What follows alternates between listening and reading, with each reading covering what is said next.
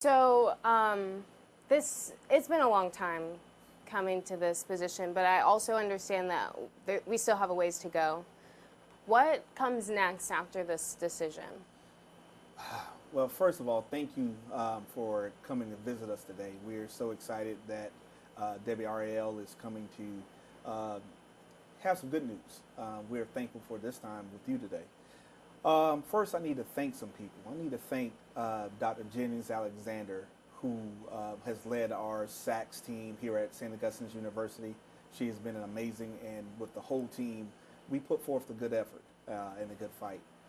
Also want to thank the attorneys of Austin and Byrd for their support in working to ensure that we put forth not just a great case, but through the appeals and also through arbitration. And Dr. Suzanne Walsh, president of Bennett College, who's been a great colleague, assisting us so we can just think about the right questions when we went through this process. And also Dr. Kevin James at Morris Brown. Spent time with him so we can kind of understand the things we need to do as we work towards just being accredited. But you're right. This is a happy moment in time, but it's not the final moment. We still have a lot of work to do, and it is getting 3 audits completed by December, actually by November. And so we are thankful for the Raleigh community, the St. Augustine's family, with our alumni and friends and supporters who've stood by us and with us. But now we're asking for those who stood on the sidelines and were kind of in a wait and see moment of, we really need you now. We need you to show up and be supportive as we open our doors on August 19th for the first day of class. We need support as we need the funding to do 3 audits. A typical audit may cost somewhere between $300,000 to $600,000 a piece. And so this is a deal breaker if we don't complete these 3 audits by the time frame at the end of this calendar year. So, what would those audits encompass? Well, it's just your standard financial audits. It's your standard thing that any good business should do. The 2021 audit that was our nemesis before because we talked about the challenges that happened there. We just ran out of funding. We ran out of funding to pay our faculty, our staff. We closed school early. Not closed school. We went remote back in April to try to stop the bleeding. So we are yet to even catch up our faculty and staff payments. So these audits are crucial.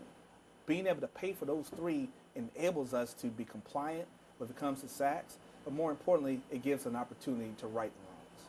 So, just to make sure that I'm clear, these audits are the ones from before, or are these going to be fresh audits starting anew? So we have to complete our 2022 fiscal year, our 2023 fiscal year, and the current fiscal year that just ended, 2024.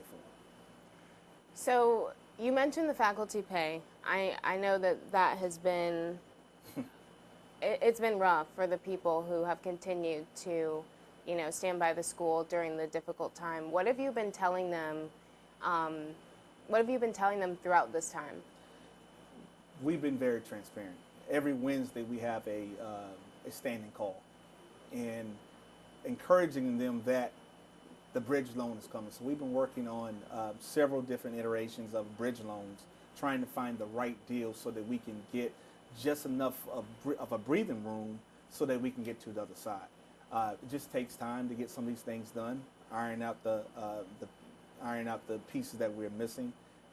It's been frustrating though, but because to come before your faculty and staff, the people that you are leading, and you still have not yet found that resolution, that's a tough thing.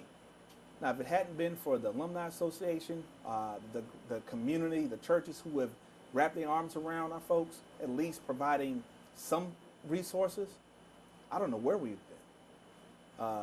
And some people have stuck it out. Now, there are folks who have had to leave because they had to find employment. They had to take care of themselves and their families. They had their bills to pay, and we're going to miss them. But I also want the opportunity to one day recruit them back, because the leal and loyal faculty and staff that we've had here for during this time, we owe it to them to build a better institution, a more stable institution, so that they can come back with it. I want to go back to something that you said. You mentioned the bridge loan. Can you share where you guys are in that process? Just the final stages, man. We are just waiting on some one or two insurance quotes.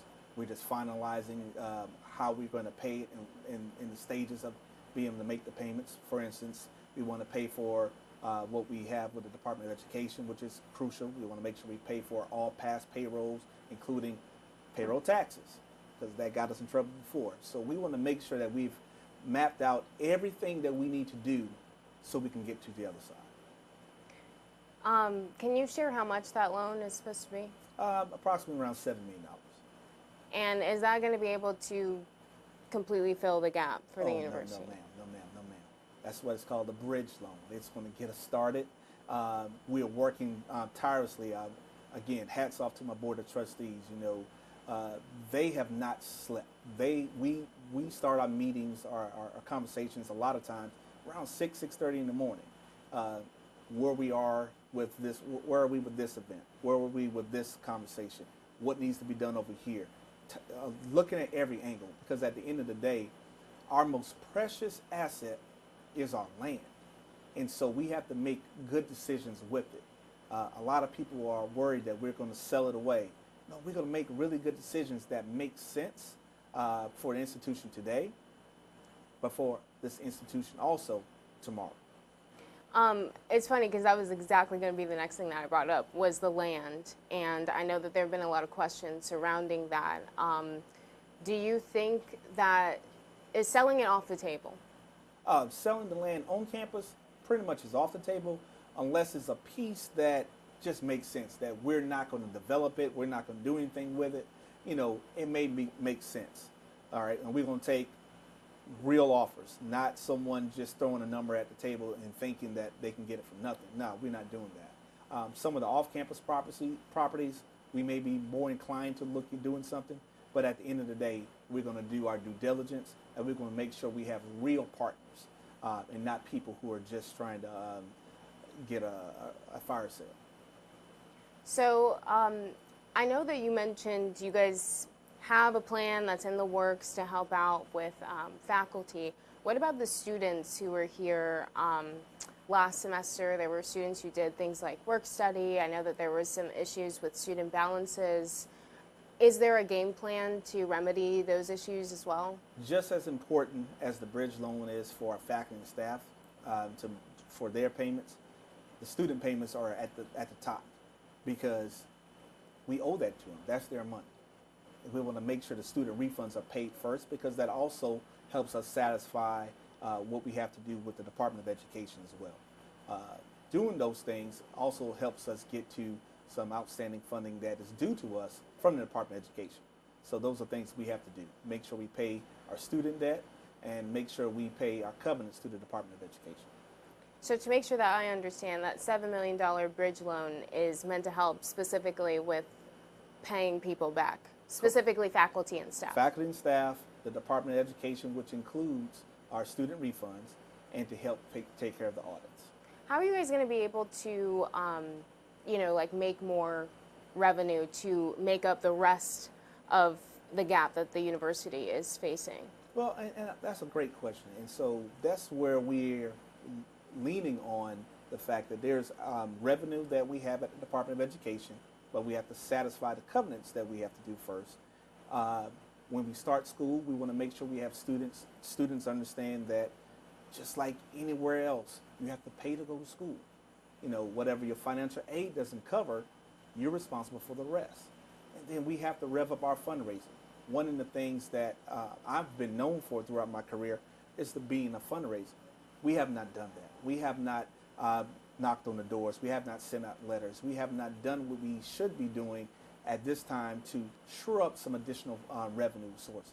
And so those are the things we have to do. On top of that, our board of trustees and myself, we're working on a long-term plan to look at some possible development options that can be some sustainable funding for years to come.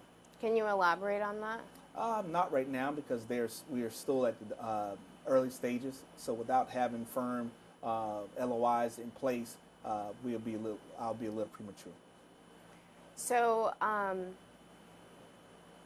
You mentioned the fact that now the school, you guys are planning to go back to school in August. I know that some work needed to be done on things like dorms and getting the facilities, in a good place where you can actually host students. Where is that money going to come from? Well, some of that money we've already had. Deferred maintenance is something that we are responsible for at all times. So again, some of this has been the great assistance of some of our community friends and partners who've helped us, and then we've been along making strides to repair the things that we could, and in preparation of a smaller class. Now, we would love to have the 850, almost 900 students that started last semester, and we finished with a little over 750. We would love to have that student body back this coming fall. But the reality is we're going to probably be a lot smaller, anywhere from 300 to 200 students. But we'll be open. That's the most important thing. How many students are you guys looking at right now? Right now, somewhere between 200 and 300. And that's the number of students who are currently enrolled? Going through the enrollment process. So again, many colleges and universities are still facing challenges with the FAFSA. So once we get some of those bugs lined up, then we can begin assigning their funding. But yeah, we do have a good pipeline to help get us to at least a $300 student number. So naturally, with a smaller student body, there's going to be, I'm assuming, a smaller need for faculty and staff. What does that look like? How many faculty and staff are you having to not renew? What does that look like in terms of the people who will actually be here to staff a much smaller class? So one of the things we have been open and honest throughout this entire semester with our faculty and staff. And sometimes it's having those hard conversations and making those tough decisions of cost containment, reducing the number of faculty and staff that we need for the current students that we have. So some programs have been sunsetted because of the lack of enrollment in those spaces. So it's been tough, but yet we've made those tough decisions, especially on the faculty side. Dr. Jennings Alexander, along with our HR director, Mr. Pierre Oles, have been working together to kind of trim down till we get to what we need. And then we'll add going forward if our enrollment increases. And if our enrollment decreases, then we have to make those necessary steps as well. What is sunsetting? Sunsetting is you're not totally getting rid of a program, but because you may not have a lot of students majoring in it, you're just going to sunset it for a moment and evaluate it later. How many of those programs are being sunsetted at this point? We don't have a whole lot. I don't have that number in front of me right now. But are there specific programs that come to mind? Maybe chemistry, a solid chemistry program. Now, again, you have a chemistry professor because you need it for some of the other majors, but an actual chemistry major will probably be one that comes to mind. Do you know like a percentage of how many faculty and staff is going to be returning?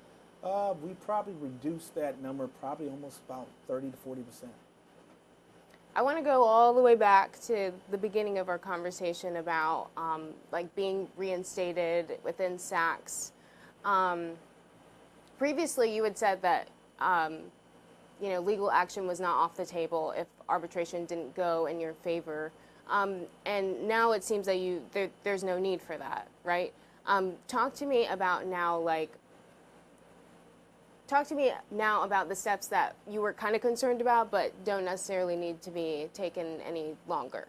Well, again, if we had to go the litigation route, that would have probably staved off this accreditation battle for probably a year or so. Would have given us time to fix and right some of the wrongs that we've had from a fiscal stability perspective. Our academics have never been in question, under fire or in question, because we do good work in those spaces. But now, without having to go the litigation route, it also gives us a short runway. So we have to get these audits done. It's either you do or you don't. Because this time around, there is no other arbitration. There is not an appeals decision. Either you are in compliance with SAC-COC or you're not. So this is a victory today. We get to tell the world that, yes, we are accredited. And we are thankful for the work that we've done with our partner at SAC-COC. But now we have to answer to our peer groups again through monitoring reports. And they come to check on us to see, are we doing what we say we were going to do? And at the end of the day, either we show it and be ready to move forward, or we don't. And so now the ball is in our court. And I'm like Michael Jordan or Kobe Bryant. I want the ball in my hands if we can take that last shot. Remind me again how much you said each audit would cost, roughly. I mean, approximately anywhere from, they can be as low as 180 to 300,000. They could be as high as 650,000. It all depends on the audit firm that you use and the work that needs to go in to do that. So let's just say they're $900 total, so, or $900,000 total. Mm-hmm. Is 4 months enough time to get all that done and raise all of that money?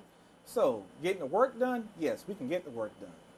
Now, this is where I'm talking to our greater Raleigh community, our alumni community, people who just supportive HBCUs. I'm sorry, we're here. We're at this space right now. But I am really challenging you. If you sat on the sidelines and wondered and if this school was going to pull it off, this is the time. Our Falcon Pride initiative has been going strong. We've been still seeing support, but it's time to rev it up. It's time for us to say, hey, it's about St. Augustine's University. It's not about this thing or that thing. It's about the vitality of this institution.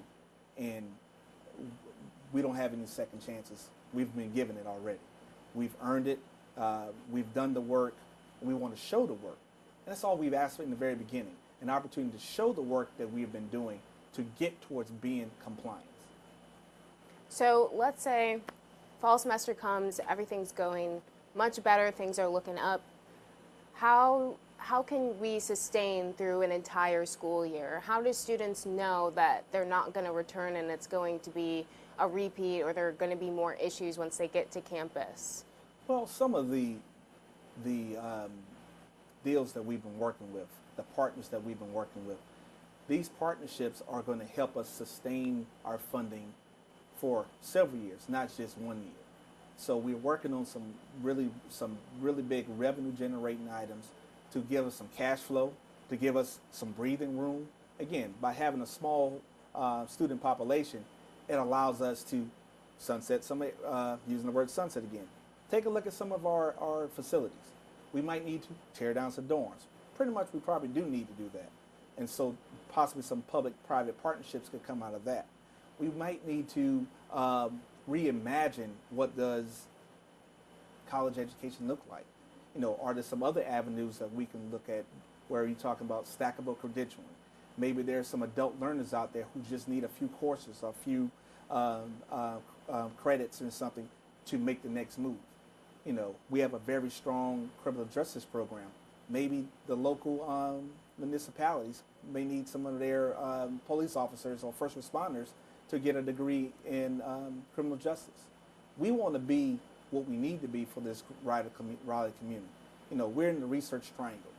How can we utilize where we are, and how can the research triangle utilize who we are as a minority serving institution to do some of the things that collectively we can make this region better? So you mentioned the bridge loan, a development project that you can't elaborate on. Are there any other revenue streams that you guys are working on? Yes, I mean, we're working on things all the time. I mean, from looking at the properties that we rent, looking at how do we, maybe get those up to market rate. So there's a number of things we're currently working on. We have an amazing track facility. So how do we utilize that for our revenue generating? So we're thinking about everything at this moment. I also wanted to ask about, so you guys are in this probationary period. You have to resolve everything that came up as an issue before. Are there any other concerns or steps that need to be taken aside from like the audits and the things that we've already discussed during that probationary period? And is that any different than if you guys weren't on a probationary period? Well, once we get through this, then we have to think about our reaffirmation, and that's for 10 years, right?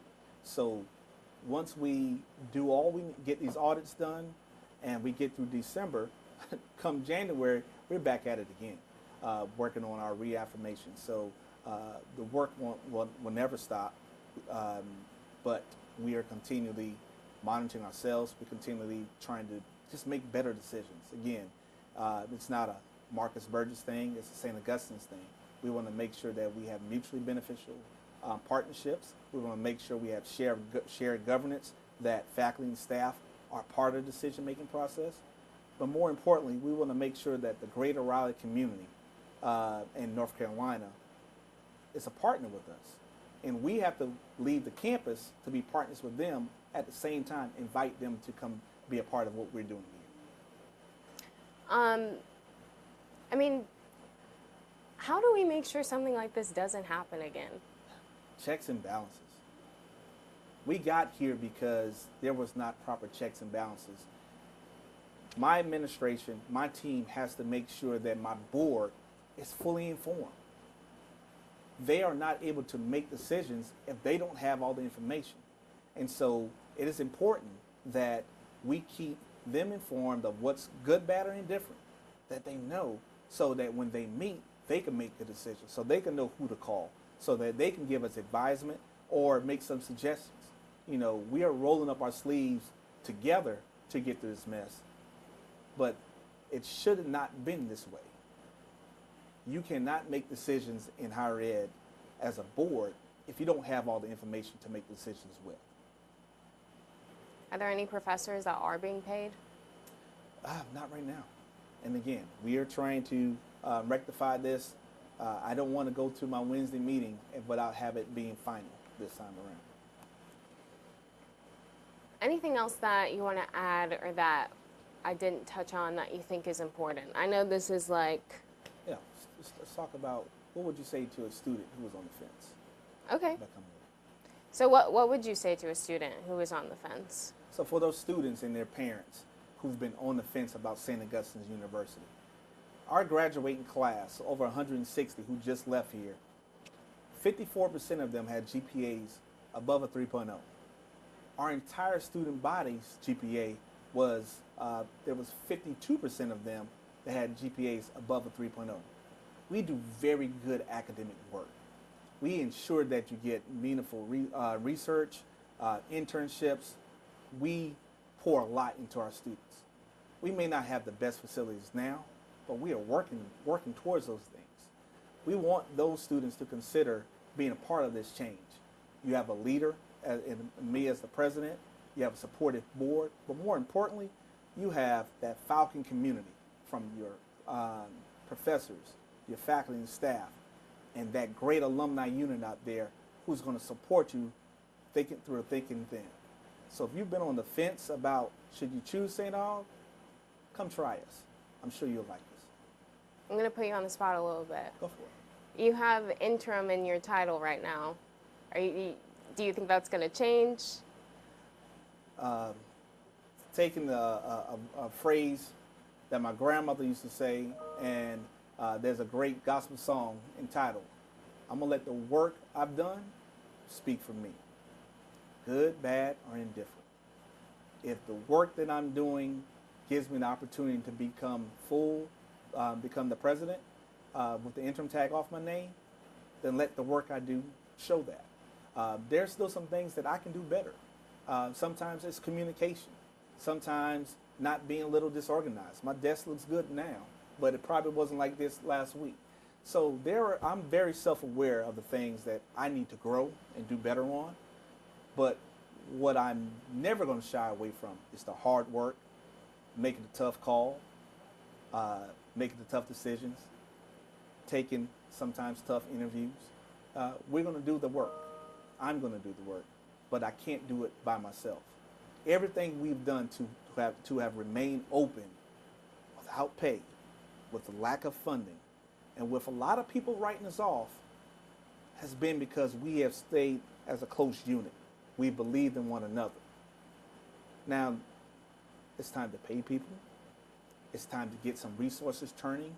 And it's time for all those folks who sat on the fence and had all these different reasons of why not to support.